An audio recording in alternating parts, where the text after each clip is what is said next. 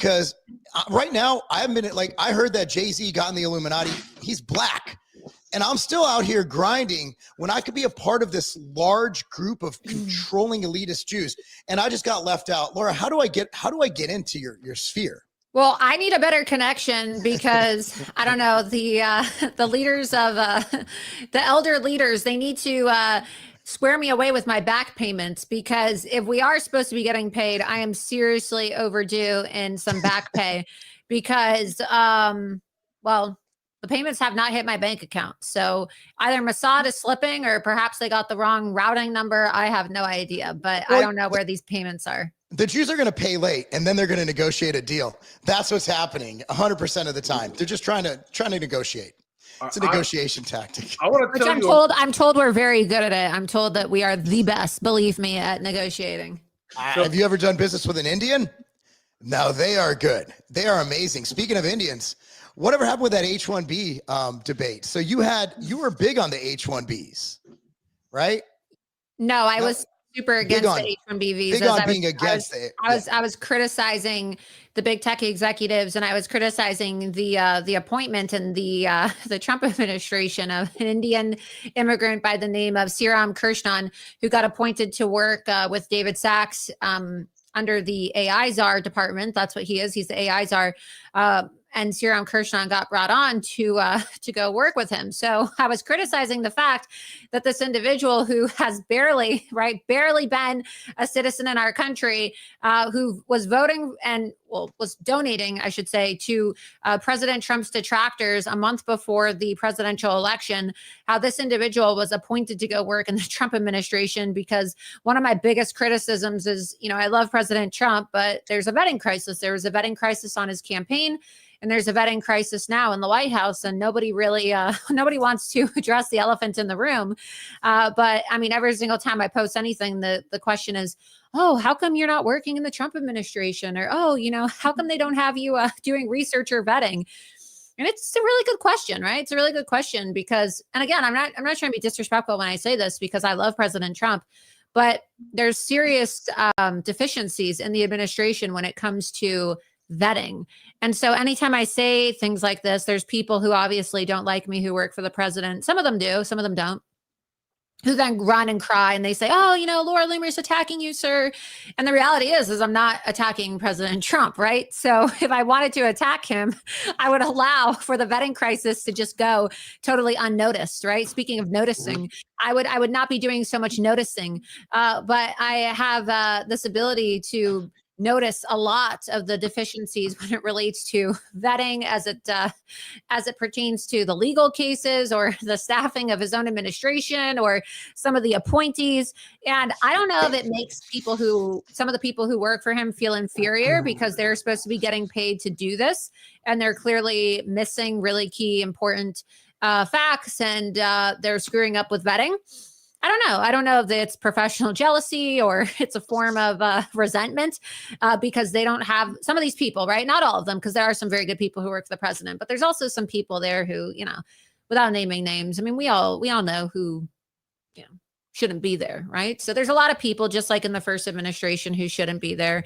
And then they go cry. They cry to President Trump and they go and cry to his senior advisors, and they say that I'm becoming a problem because, well, I speak out, right? I speak the truth and I'm calling things out. But look, I'm the most pro-Trump person you're ever going to meet. I love President Trump, which is why I'm so focused on vetting and which is why I put so much time and effort into picking up the slack, right? Because if there weren't people like me to pick up the slack, I think the president would be in serious trouble because, as I showed through my investigations on the campaign trail, I saved the campaign's ass on multiple occasions. It's true.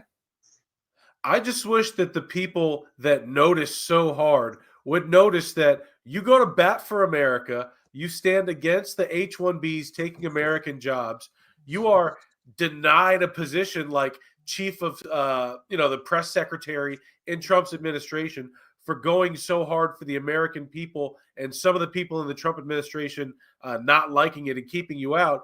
But these same people that they're calling you a Mossad agent or you're standing up for a foreign country, but you're gate kept out of the administration for standing up for the American people. So I just wish the noticers would notice that. Well, there's also people who just blatantly lie. Like they say that I'm blacklisted or that people in the administration don't talk to me. I speak with administration officials on a weekly basis. So, I mean, I don't need to post phone records to prove that. So, the reality is I have communication with White House officials on a weekly basis. So I just love the conspiracies that are put out there about me, how, she's not welcome. She's not wanted. The president directed his staff to hire me after the campaign ended. He told his staff and multiple of his senior advisors were in the room when it happened, to give me a position. So it's news to me that I'm somehow blacklisted. I'm blacklisted on the media. And yeah, I'm sure that there are people in his administration who would like to see me professionally blacklisted. And I do not work in the administration. But the reality is that the president himself did ask his staff to hire me when the campaign ended. So there's just a lot of fake news out there, like I said, and a lot of it, unfortunately, comes from people who are actively working within the administration. And I love President Trump. And I really do like and appreciate a lot of his staff. But as is the case in every single presidential administration, there are people who leak. And there are people who try to stir the pot for the sake of knifing people, right? They like to knife individuals who they are professionally jealous of, or people that they don't want around the president. That's facts. So you were actually supposed to be, for Trump, a part of the administration, and that was kind of struck down by his people, so to speak. Some of them, yeah. Some of them, like I said, some of his staff like me and some of them don't. But yeah, I was told that I would be working in the administration. That is correct. Would you have accepted that job? Oh, absolutely. I love President Trump. I would love to work for President Trump. And I said many times on the campaign trail that I was hired. It was a national news story that I was hired to work on his campaign as well. It broke. I had a private meeting with President Trump and Susie Wiles in President Trump's office. And I mean, everybody knew about this because the New York Times ended up leaking it. And when it was announced to the staff that I was going to be coming on board the campaign, somebody from the campaign leaked it to the New York Times. And it was a huge story about how, Trump hired Laura Loomer to go work on his campaign in his office and said he wanted her to work on the campaign, yada, yada, yada. And then Maggie Haberman was celebrating by the end of the day about how, we basically killed off Laura Loomer's job. So, I mean, you can go Google that right now and you'll see it. It was published by the New York Times, I believe, in April of 2023 during the primary. So it's not a surprise. It's not like it's not verifiable that the president hired me during the campaign and then also wanted to hire me after the campaign. Multiple people are aware of this and could confirm it. Yeah, I have had some nice dealings with people around Trump. And I got to tell you, as much as I love President Trump, some of the people around him don't have his best interests at heart, don't let the right things get through to him, and keep out whatever they see as competition. And Laura is competent, and that makes her competition in the eyes of some people. So he would have been better served with you in the administration, Laura.